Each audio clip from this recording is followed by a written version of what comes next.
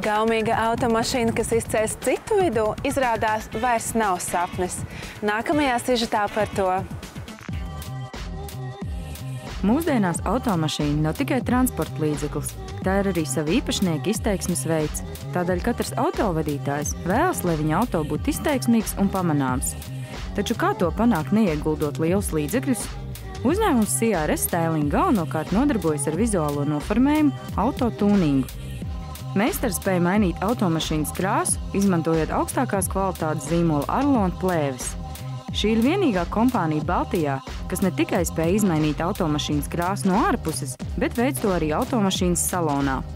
Klientam ir iespēja saņemt uzlabotu automašīnu 5 dienu laikā.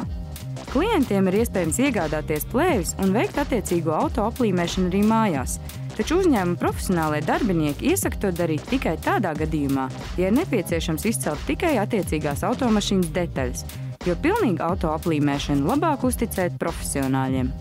Šajā sezonā aktuālākās krāsas ir pērļu balta, matēta zila un dzeltenie toņi. Uzņēmums iedrošina automašīnu īpašniekus izmēģināt ko jaunu un uzdrošināties savu auto izcelt citu vidū.